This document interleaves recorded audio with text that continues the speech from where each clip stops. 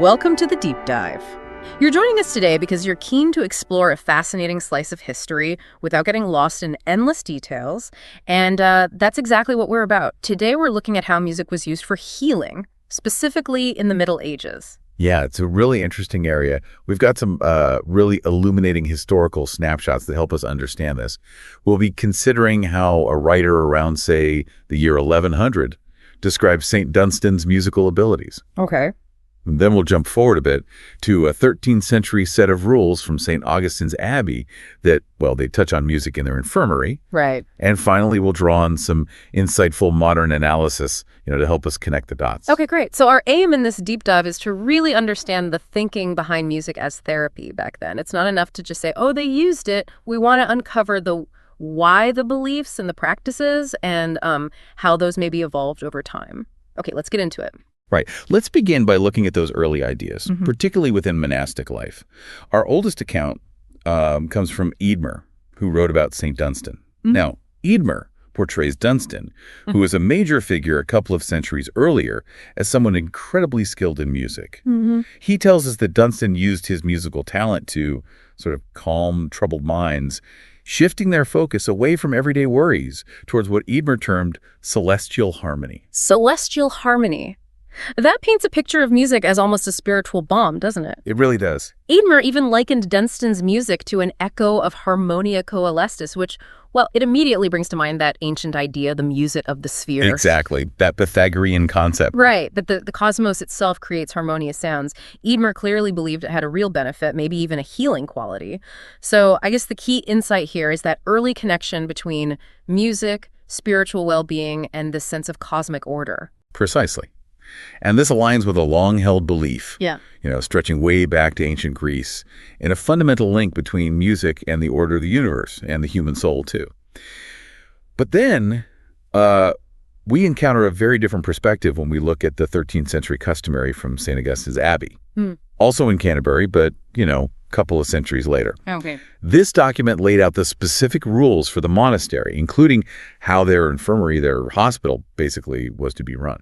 And here's where we see a significant shift, right? Because the customary explicitly prohibits any disturbing clamor and the open playing of musical instruments within the infirmary itself. That's quite a contrast to Dunstan using music openly to soothe people. It really is. So the key takeaway here feels like a move away from that maybe universal spiritual healing power of music towards a much more restricted view, at least within a hospital setting. It is a notable change. Yep. However, the customary does allow for a specific exception. If a brother was very ill or weak and really in need of a boost to his spirits, the text actually says, ad ius spiritum exhilarandum, to exhilarate his spirit. Ah, okay. The person in charge of the infirmary could take him to the chapel.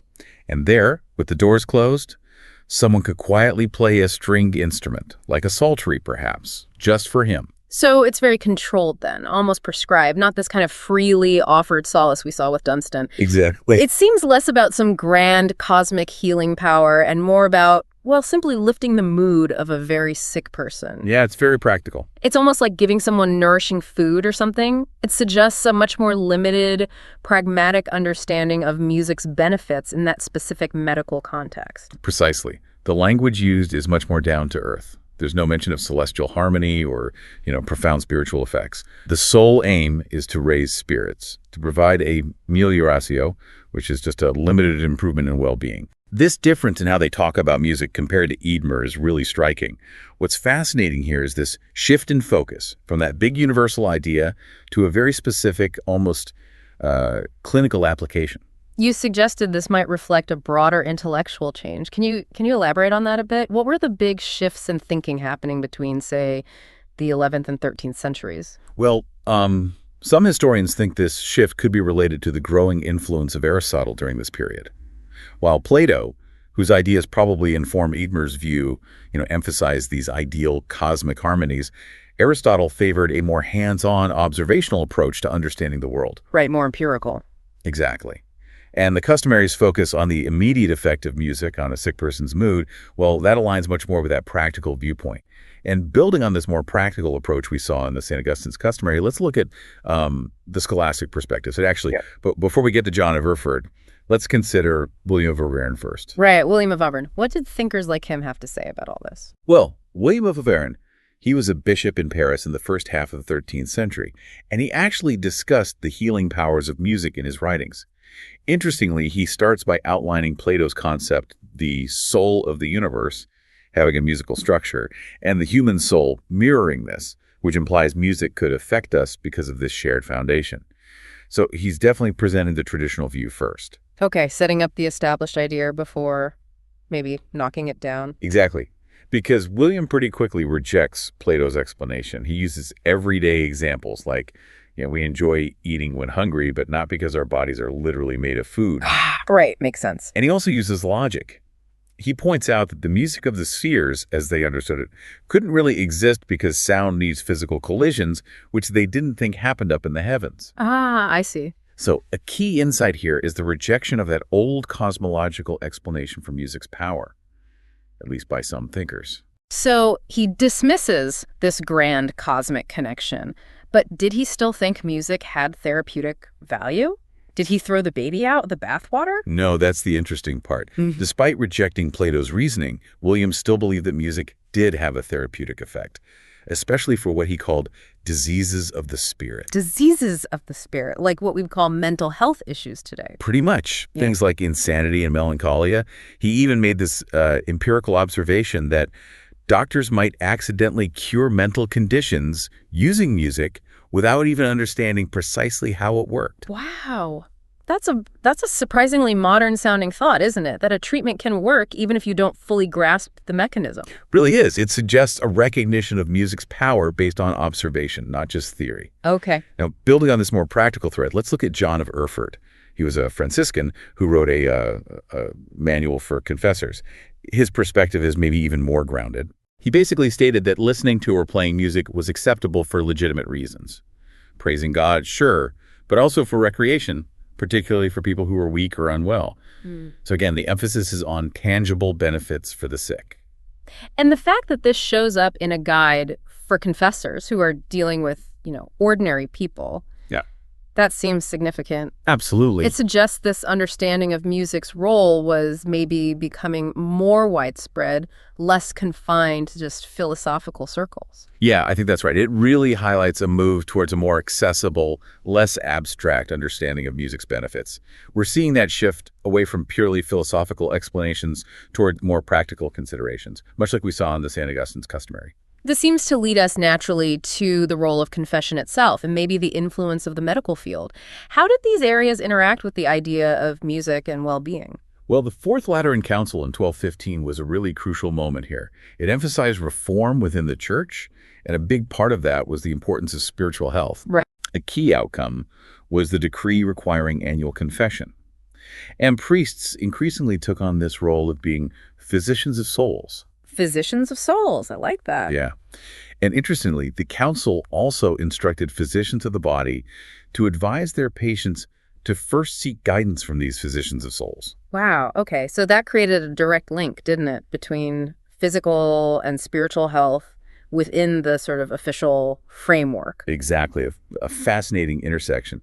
It implies a pretty holistic view of well-being, where both spiritual and physical health are seen as interconnected, addressed by different but complementary authorities. And this emphasis on spiritual health and the role of confessors probably created an environment where ideas about music and its positive effects on one's overall state could be considered and disseminated. Makes sense. So later in the 14th century, we find thinkers like Estisanus discussing how herbs and even music could be used to ward off devils and the illnesses often associated with them. Okay, warding off devils with music, that sounds like a very different rationale than just, lifting someone's spirits. It does on the surface. But Estisanus offered a key rationalization. He explained that music and herbs don't act directly on the demon. How could they? Right, because a demon, being a purely spiritual entity, isn't affected by physical things like sound waves or herbs. Instead, he argued, they work on the afflicted person's spirits. Ah, meaning their mood, their inner state. Exactly, giving them more resilience against demonic influence. So the underlying principle is still about affecting the individual's well-being, their internal balance. I see. So it's about influencing the person's state of mind, which then indirectly reduces the devil's power over them. Precisely. He even suggested using like upbeat music for someone suffering from melancholia to counter the devil's attempts to worsen that state. That seems, well, surprisingly nuanced for a theological framework that includes demons. It is, isn't it? Even within a worldview that accepted demonic forces, there was this effort to find, let's say, naturalistic explanations for how music could be effective. This avoidance of attributing direct magical power to music is quite significant. Okay, so we have these evolving theological and philosophical ideas, but what about the actual use of music? Was it really applied therapeutically in people's lives beyond these theoretical discussions? We do get some glimpses into this from various writings. Thomas Chubbam, writing shortly after that Fourth Lateran Council in his Guide for Confessors, he gives some clues about the kind of music that might have been seen as beneficial. He suggested that wandering musicians, minstrels, who give comfort to others either when they are ill or when they are troubled, could actually receive forgiveness for their often criticized lifestyle. Oh, interesting. So providing comfort through music was seen as a redeeming activity. Apparently so, in Chubbam's view. He also praised musicians who performed narrative songs, stories about the lives of saints or the deeds of princes. This suggests that music with a positive or uplifting message was valued in contexts of suffering. So it seems like storytelling through music was seen as having a therapeutic effect, perhaps by offering distraction or maybe inspiration to those who were sick or distressed. That's a very likely interpretation. And Johannes de Gracheo, around the year 1300, even stated explicitly that these kinds of narrative songs helped listeners cope with their own misfortunes. How so? By reminding them of the trials faced by heroes and saints. This kind of music would have been, well suited for an infirmary setting. Right. And despite those official rules in some places, like St. Augustine's Abbey, prohibiting music in the main infirmary, there's actually evidence that music did find its way in sometimes. Really? What kind of evidence do we have for that? Well, monastic records occasionally show payments made to traveling musicians, minstrels, and the like. And it's pretty reasonable to assume that some of these performances would have taken place in the infirmary to entertain or, comfort the sick. Okay. Circumstantial, but plausible. And there's even a rather colorful account from Wigmore Abbey in 1318. It describes canons undergoing bloodletting, which was a common medical practice then. Oh, yeah. Bloodletting. Fun times. Right. They were apparently being entertained with wanton songs, hardly the most pious repertoire, presumably in the infirmary setting. Wanton songs during bloodletting. That certainly paints a lively picture. It also suggests the practical reality sometimes differed quite a bit from the official regulations. Definitely. But it still sounds like even when music was used, it wasn't necessarily seen as some profound, transformative medical treatment. Yeah, that's the impression I'm getting too. That's a crucial point. The evidence we have suggests that, for the most part, the prevailing belief was that music offered temporary relief. For both physical and mental distress, maybe a comforting diversion rather than a deep-seated cure. Okay. Now, we've explored the earlier and central Middle Ages. What about the later periods, say, after the 1400s? Did the medical reasons for using music as therapy become more, clearly defined? Yes, definitely. We begin to see more explicit medical justifications emerging then. The case of the Flemish painter Hugo van der Goes is a really insightful example here. He experienced a quite severe mental breakdown in the late 15th century. Ah, Hugo van der Goes. And even though the music therapy he received apparently didn't work in the end, the reasons for trying it are very telling. Okay, tell us more about Hugo van der Goes and how music was used in his case. What happened? Well, Hugo was living in a religious community, the Red Cloister near Brussels. He suffered what sounds like a really severe episode. Deep depression, anxiety, he believed himself to be damned, even contemplated suicide. Oh, wow. That sounds serious. Very. The prior of the community, a man named Thomas, attempted to treat him with music. And he explicitly drew a parallel to the biblical story of David playing the harp for King Saul to soothe his troubled spirit. Ah, the David and Saul story. Right, so they were looking to a well-known scriptural precedent for guidance. Exactly. They saw a direct parallel between Saul's affliction and Hugo's, and music as the potential remedy. Okay. And this is key. By this time, the medical understanding of that biblical story had evolved quite a bit. How so? Well, influential commentators like Nicholas de Lyra back in the 14th century, they interpreted the story by focusing on the natural effects of music on the mind. They saw it as a way to counteract negative influences, which were often still attributed to demonic forces, mind you. Okay, so still demons in the picture, but music works naturally. Kind of. Lyra proposed that because demons could only affect us through our senses and natural processes, music, which also acts through the senses, could distract the mind and thereby lessen that negative impact. Distraction therapy, almost. Sort of. He even connected these influences to the means effect on the brain, suggesting music could have a similar natural effect on mental states. This really marks a shift towards understanding music's effect through natural, maybe psychological mechanisms, rather than purely divine intervention. So the explanation was becoming less about, direct divine power and more about the natural way music affects the human mind and body. Precisely. And this change is also reflected in art. Artistic depictions of Saul's illness during this period increasingly showed him suffering from melancholy, which was a recognized medical condition rather than being, visibly tormented by demons. That's interesting. Yeah. And Tommaso Cajetan, in the early 16th century, even argued that Saul's unclean spirit was in fact a melancholy spirit again, treatable by music. Even the authors of the Malleus Maleficarum, the infamous manual on witchcraft, even they acknowledged music's ability to alter a person's emotional and physical state, though they didn't believe it could directly combat demons, of course. Right. So even within the context of demonology, there was this growing awareness of music's natural influence on human psychology. Indeed. Now, Gaspar of Huys, who documented Hugo van der Goes's illness some years later, provides even more detail about the medical understanding of his condition. He described Hugo's symptoms in ways that strongly suggest melancholy, that profound fear of divine judgment, deep anxiety. This aligns really well with how medical texts of the time described this particular mental affliction. Then what did Huys think about Prior Thomas's use of music in Hugo's treatment? Did he comment on that? He did. Huys noted that Prior Thomas employed melodies and also recreative spectacles, basically, pleasant diversions, in an attempt to dispel Hugo's disturbing mental fantasies. And interestingly, Huys connected this approach directly to the recommendations of prominent medical authorities like Avicenna. Avicenna, the great Islamic physician. That's the one. Avicenna had prescribed cantilenes et laetificantibus, which translates to songs and cheerful things, as treatments for melancholy. And Huys himself held the position of infirmer at the Red Cloister, which means he likely had direct knowledge of contemporary medical literature. Right.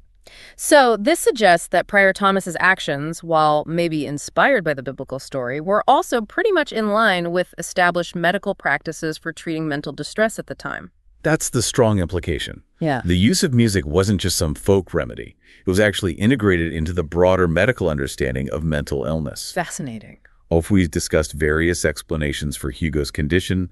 Demonic possession, divine intervention were considered. But he also explored the natural causes of such illnesses, as understood by the medical tradition. He referred to the impact of diet, alcohol consumption, emotional states, and crucially, the concept of corrupt humors, that imbalance of bodily fluids believed to cause disease, both physical and mental. The humoral theory, right. Exactly. And this brings us to the long-standing medical tradition of using music as a therapeutic tool for conditions like melancholia and mania. And Huys's account really seems to highlight that connection between the prevailing medical theories and the attempted treatment, even if it failed in Hugo's case. It does. He even touched upon the contemporary anatomical understanding of the brain. He mentioned a little vein that could be affected by excessive imagination and worry. A little vein. Yeah, potentially alluding to the vermis, a structure in the brain described in anatomical texts of the period, like those by Mondino. It suggests an attempt to understand the physical basis of mental illness and how music might interact with it within that framework. Wow. So music therapy wasn't just a shot in the dark. It was situated within a broader understanding of what they called the non-naturals. Exactly. The non-naturals, things like air quality, food and drink, exercise and rest, sleep and waking, evacuation and retention, and crucially, the accidents of the soul or passions. The passions of the soul, emotions, basically. Right. Emotions, imagination, things like that. Yeah. Music was seen as a powerful way to influence those accidents of the soul. So it was part of a larger system of maintaining health and addressing illness by managing these factors. Precisely. Key medical authorities, going back to translators like Constantinus Africanus and commentators like Johannius, had established this framework. And numerous practical medical texts, regimens of health, therapeutic manuals recommended music for a variety of ailments, especially mental disorders, often with the rationale of distraction or its ability to soothe and uplift spirits, induce cheerfulness. Did they suggest specific types of music? Sometimes in general terms, singing, playing instruments, even dancing were mentioned. The prevailing humoral theory, which linked mental illness to imbalances of fluids like black bile for melancholy, and the developing theories about functions localized in different parts of the brain, like the ventricles. These also influenced how music's effects were understood. So the mechanism was thought to involve rebalancing humors or affecting specific brain functions. That was part of the thinking, yes. Affecting the humors indirectly by influencing the spirits and natural heat via the emotions. So while we might lack really detailed musical prescriptions like play this melody for that condition from this era, the medical rationale for using music therapeutically was quite well established within the context of managing the non-naturals and the accidents of the soul. Okay, it sounds like there was a significant body of thought supporting the use of music in this way. How did these ideas get passed down through the centuries? What was the main channel for this knowledge? Well, a really central figure in the transmission of these ideas, especially the older cosmological ones, was Boethius. His 6th century work, De Institutione Musica, on the principles of music, was hugely important. This treatise served as a primary channel through which ancient Greek views on music therapy, particularly from Pythagoras and Plato, reached medieval Europe. Right, Boethius. He's key for so much classical transmission. Absolutely. He explained that Pythagorean Platonic idea of the individual soul needing to be sort of retuned to cosmic harmony through the right kind of instrumental music. He also included anecdotes illustrating music's ability to influence both physical and mental ailments. And this book was widely read. Hugely influential. It became a cornerstone of medieval education, part of the quadrivium, the four mathematical arts: arithmetic, geometry, music, and astronomy, which formed the basis of higher learning. So it was standard university stuff. Standard university stuff for centuries. Most medical students would likely have encountered these ideas. Okay. However, as we've sort of touched on, there were other intellectual perspectives floating around too. Aristotelian skepticism questioned the more mystical aspects of music's power. And within Christianity itself, there were varying views. Some theologians interpreted biblical accounts of music healing more metaphorically, seeing psalmody as spiritual medicine, for example, rather than direct physical therapy. So it wasn't a universally accepted idea in exactly the same form everywhere. Right, so different currents of thought coexisted regarding music and healing. Indeed. And while Boethius provided this strong theoretical framework from antiquity, actual systematic music therapy wasn't a major feature of ancient medical practice itself. Then the early Middle Ages saw a bit of a decline in formal medical learning in the West, and Boethius's work wasn't always widely studied during that specific period. Ah, okay. It was really the translation of Arabic medical texts into Latin, starting around the 11th century, that sparked a resurgence in learned therapeutics. And that included the idea of using music to moderate the passions of the soul, drawing on Greco-Arabic traditions. So the influx of Arabic scholarship was crucial for reviving these ideas in a medical context. Absolutely pivotal. That cross-cultural exchange was key for the history of medical thought in Europe. Yes. However, it's also important to remember that the transmission of knowledge wasn't always complete. For instance, some Arabic texts that apparently contained quite specific musical prescriptions for different psychological states, well, they weren't translated into Latin. Maybe the terminology was just too complex or culturally specific. That makes sense. And unlike in the later Renaissance, astrology didn't really play a significant role in promoting music therapy in medieval Europe. So while there was renewed interest in a theoretical basis, the transfer of practical, detailed knowledge had its limitations. Okay. Because of this, while some accounts might paint a perhaps overly optimistic picture of widespread music therapy in the Middle Ages, our sources suggest a more nuanced reality. We see these different contexts: 13th century Parisian theology, later 15th century university medicine, both touching on music and infirmaries, often with that degree of skepticism about its widespread practical application. But there are these recurring themes. The tendency towards naturalistic explanations, even for conditions sometimes attributed to the supernatural, the connections between high theory and practical manuals for confessors or physicians, and this consistent focus on music's potential for recreation and palliation, especially for psychological ailments. Recreation and palliation, so comfort and easing symptoms rather than cure. Largely, yes. But it's really crucial to remember that much of our understanding comes from prescriptive literature, what people were advised to do rather than extensive documented cases of successful music therapy. The case of Hugo van der Goes, despite all the theory, remains a documented failure of music therapy, unfortunately. Okay, so to try and bring it all together then, it seems the rationale for using music as a healing tool in the Middle Ages was, well, pretty multifaceted, and it clearly evolved considerably over time.